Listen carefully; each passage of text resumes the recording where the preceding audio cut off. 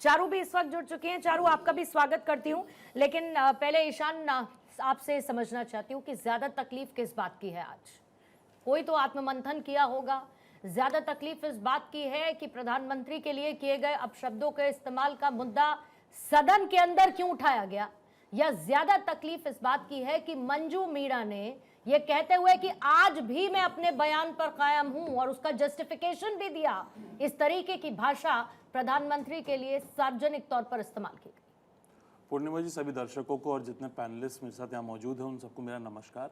आपने बात करी कि तकलीफ किस बात की है, तो ये तो भारतीय जनता पार्टी से पूछना चाहिए कि राजनीति में उनको तकलीफ किस बात की है।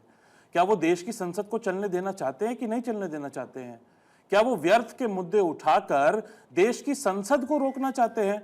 भारतीय जनता पार्टी इतिहास में पहली ऐसी पार्टी है पूर्णिमा जी जिसने विपक्ष में रहते हुए तो हंगामे किए और संसद को नहीं चलने दिया, और पहली ऐसी पार्टी है जो सरकार में रह के भी संसद को नहीं चलने दे रही है, स्वयं ही उसको हंगामा कर करके रोकने का काम कर रही है। क्यों कर रही है? क्योंकि जो देश से जुड़े हुए मुद्दे हैं, आप नोएडा में रहती हैं, नोएडा आप दिल्ली एनसीआर रोज ट्रैवल करती हैं, आपने देखा है किस तरह से पॉल्यूशन दिल्ली में सबसे बड़ा मुद्दा है इस समय। हमने ये देखा है किस तरह से जो हमारे देश का रुपया है वो डॉलर के मुकाबले रोज कमजोर होता जा रहा है। हम ये देख रहे हैं किस तरह से देश में बेरोजगारी बढ़ रही है। हम ये देख रहे हैं किस तरह से जो पेट्रोल का दाम है उसको सरकार काबू में नहीं ला पा रही है, जबकि अंतरराष्ट्रीय मार्केट में कच्चा तेल जो है उसके दाम उतने महंगे नहीं है, वो सस्ते में मिल रहा है देश को। अब रशिया से क्योंकि खरीद रहे थे तेल, एक इनके अंबानी जो इनके एक दोस्त हैं। तो अब आप ये देखिए कि एक ऐसा मुद्दा, एक महिला, बिल्कुल मैं आपकी बात से बिल्कुल सहमत हूं, और जितने मेरे पैनलिस्ट यहाँ पे मौजूद हैं, जितने दर्शक सुन रहे हैं, वो भी इस बात से बड़े सहमत होंगे, और मैं भी इस बात से बिल्कुल सहमत हूं कि भाषा की मर्यादा राजनीति में लांघनी नहीं चाहिए। वो चाहे कोई भी कार्यकर्ता हो, चाहे कोई भी बड़ा नेता हो, चाहे वो कोई भी मंच हो, कोई भी पार्टी हो, चाहे वो राष्ट्रीय पार्टी हो या वो राज्यों की पार्टी हो, चाहे वो प्रधानमंत्री हो या कोई भी अन्य व्यक्ति हो, उसको भाषा की मर्यादा हमेशा कायम रखनी चाहिए, उसको लांघना नहीं चाहिए। सबसे महत्वपूर्ण बात यहाँ पे ये देखिए, होता क्या है, रैली के बाहर, कल मैं वहां पे भी मौजूद था, रैली के अंदर जो हजारों लोग मौजूद थे उतने ही लोग रैली के बाहर मौजूद थे। तो अगर कोई भी मीडिया या कोई भी रिपोर्टर या कोई भी इंडिपेंडेंट, क्योंकि वहां पे बहुत सारे इंडिपेंडेंट यूट्यूब जर्नलिस्ट भी थे, वो टिक टैक लेते हैं या किसी का भी वो एक बयान लेते हैं, तो आप उसको कांग्रेस पार्टी का बयान जोड़ के नहीं देख सकते। इसी तरह से बीजेपी में भी है। अगर मैं भाषा की मर्यादा पर आ जाऊं, मीरा को डिसोन कर दिया पार्टी ने, कांग्रेस से नहीं ताल्लुक रखती ना, अब वो डिसोन कर दिया आप लोगों ने इसके बाद। नहीं, बिल्कुल उनके बयान को हम डिसोन आपने करते हैं। बयान को नहीं, मंजूलता मीरा को डिसोन किया कि नहीं किया, ये बताइए। बयान को नहीं, बयान को नहीं, महिला को डिसोन किया कांग्रेस ने अपने कार्यकर्ता के तौर पर कि नहीं किया? पार्टी से निष्कासित किया या नहीं किया? अनुशासनात्मक कार्रवाई की या नहीं की? ये कह देने से कि देश के महत्वपूर्ण मुद्दों पर चर्चा नहीं हो रही, तो क्या उसकी भरपाई प्रधानमंत्री के लिए अमर्यादित शब्दों का इस्तेमाल करके किया जाएगा? और प्रधानमंत्री को गाली देकर अगर ये सारे मुद्दे केटर होते हैं तो फिर दीजिए, फिर किसने रोका? लेकिन चारू, सबसे बड़ी बात, एक मिनट आपने सवाल पूछा, उसके बाद आपने मैंने तो ये पूछा कि आपने नहीं की, मुझे तो जवाब पता है। मुझे मालूम है आप लोग को रील बनानी होती है, मुझे जवाब पता है कि एंकर ने कांग्रेस प्रवक्ता को खोटी सुनाई। आप सुन लीजिए जवाब भी इसका। बड़े छुई मुई प्रधानमंत्री है, राजनीति में इतना छुई मुई होना ठीक नहीं है। बड़े छुई में प्रधानमंत्री हैं, छोटी छोटी बातों पे गुस्सा हो जाते हैं, मुंह फुला के बैठ जाते हैं, फूफा जी की तरह।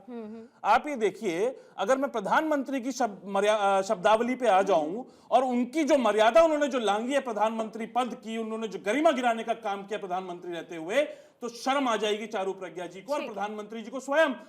कांग्रेस की विधवा, ठीक है, जर्सी गाय, हाइब्रिड बछड़ा, 50 करोड़ की गर्लफ्रेंड। एक मिनट, इसी बात की मैं बात कर रही थी। नहीं, बिल्कुल नहीं बचा रही, तो बचाइए, बिल्कुल नहीं बचा रही। अभी आपने जब ये किया ना, दरअसल क्या है ना, सुनिए ईशान त्यागी, आपकी पार्टी की परंपरा में ये शामिल हो चुका है कि लोगों पर व्यक्तिगत हमले करिए। आप लोगों की पार्टी की परंपरा में ये शामिल हो चुका है कि आप लोगों पर व्यक्तिगत हमले करिए। आपने फौरन कह दिया कि आपको छोटी छोटी रील बनानी होती होगी। आप लोगों की रीलें निकालूं क्या मैं? आप लोगों की रीलें निकालूं क्या मैं? आप लोगों की रीलें निकालूं क्या मैं? ये किस आप तरह लोगों का की न्याय रीलें है? निकालूं क्या मैं? सवाल मुझसे पूछेंगी आप आप जरा इस पूर्णिमा जी, व्यक्तिगत और हमले उसके से बाद ऊपर जवाब बढ़िए देंगी ईशान चारू त्यागी। प्रज्ञा। ये किस तरह की, इस ये किस तरह व्यक्तिगत की बहस हमले है? से इस तरह ऊपर की बहस निकलिए। थोड़ी होती है। आप आपने लोगों मुझसे की सवाल पूछा है, आप उसके लोगों जवाब की सुनने की 2000 क्षमता की रखिए। टीम होती होगी आप लोगों की रीलें हाँ, निकालने के बिल्कुल, आप लिए, रील निकालते ठीक हैं है? आपका चैनल, आपकी इसमें गलत बात 2000 नहीं है 2 रील लाख की निकालना। टीम होती होगी रील आप लोगों की निकालना रीलें गलत बात निकालने नहीं के है। लिए, लेकिन और उनको एक सौंपिए तरफा ये काम, एक ही पार्टी को उनको गाली सौंपिए देके, ये मैं काम, देखता हूं ना आपके चैनल उनको कभी, सौंपिए ये काम, एक ही पार्टी ये के काम उनको गाली देके सौंपिए। आपकी व्यक्तिगत रील हमले छा करने जाती से है बचा आपके करिए चैनल पे, ईशान सत्यता त्यागी, है। क्योंकि जब आप सत्यता दूसरे है, पर ये कीचड़ आपका उछालेंगे चैनल तो आपके कांग्रेस ऊपर भी पार्टी की छींटे या आएंगी, इस विपक्ष बात की को ध्यान पार्टियों के रखिएगा। प्रवक्ताओं की ही रील आपके चलाता ऊपर है। उस कीचड़ की छींटे आएंगी, इस बात को ध्यान रखिएगा जब आप दूसरे पर व्यक्तिगत हमला करते हैं। व्यक्तिगत आपकी आप पे 2 नहीं लाख करा, टीम आपके पर चैनल मैंने पे सवाल करा नहीं है। उठाया आप जो चैनल आपकी नहीं है। रील निकालकर उसको आप चैनल वायरल नहीं करता है। सो आप प्लीज चैनल नहीं है, चैनल प्लीज पे किया है मैंने, आप पर नहीं किया। प्लीज व्यक्तिगत हमला आपने मैं कहा किसी पे नहीं आपको करता। रील निकालनी होगी, आपने ये नहीं कहा कि चैनल को रील निकालनी होगी। सो प्लीज माइंड योर मतलब वही लैंग्वेज, रील निकालनी, please channel mind your reel language. निकालता है ना, आपको अपनी नहीं 2 लाख निकालती की टीम को बताइए कि उसको आपकी कौन सी रीलें निकालनी होती बिल्कुल मेरी टीम है। चारू निकालती है। प्रज्ञा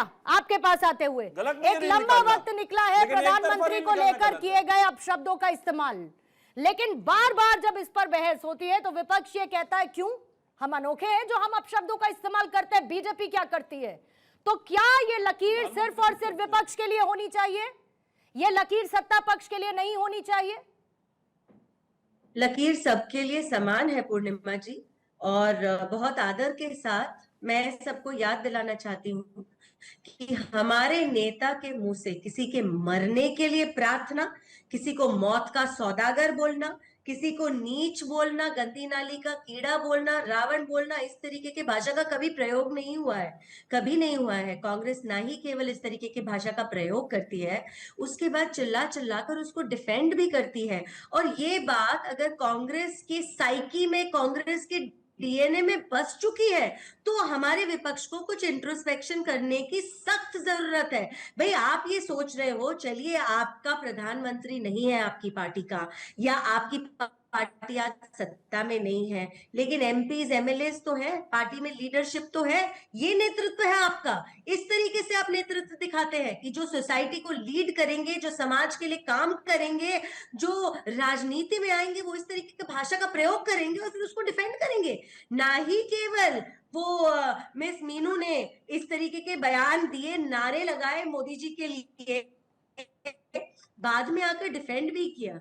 किस तरीके से डिफेंड किया आप उसको सुनिए, आप केवल नारों पर फोकस मत करिए। आप इस ब्लेटेंटनेस को देखिए कि हाँ मैं आपके मरने की दुआ करूंगी, मैं नारे लगाऊंगी और मैं उसको जस्टिफाई करूंगी, मैं इसको ओके फील कराऊंगी, और फिर ईशान जैसे लोग आते हैं और इस पर चिल्लम चिल्ली करने लगते हैं। मैं एक बात और बोलना चाहती हूँ, रामलीला मैदान के बाहर के इंसिडेंट को ईशान जी नकराना चाहते हैं, लेकिन अंदर भी तो इंसिडेंट क्या हुआ था?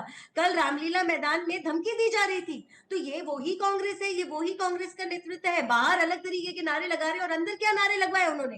अंदर इलेक्शन कमीशन के सीनियर मोस्ट ऑफिसर्स के नाम को लेकर नारे लगवाए और उनको ओपन धमकी दी गई। आपने अगर वो क्लिप ना सुना हो या दर्शकों ने ना सुना हो तो मैं अर्ज करूंगी कि आप ये दोनों क्लिप दिखवाइए, क्योंकि आपको सोच समझ में आएगा। जिस पार्टी का नेता राहुल गांधी अपने देश के प्रधानमंत्री को ए मोदी तू अबे करके एड्रेस करता है, उस पार्टी के कार्यकर्ता इसी तरीके की हरकतें करेंगे।